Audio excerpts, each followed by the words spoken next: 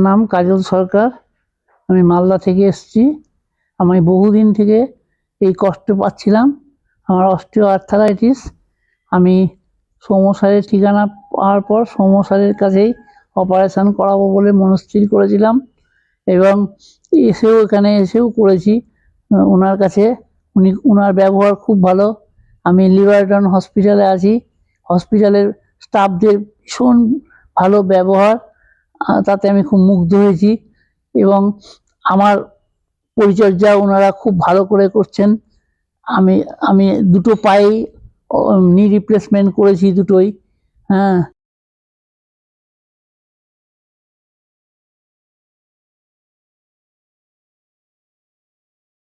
আমি অপারেশন করার পর দিনই দাঁড়িয়েছি এবং একটু ওয়াকার নিয়ে একটু হেঁটেওছি।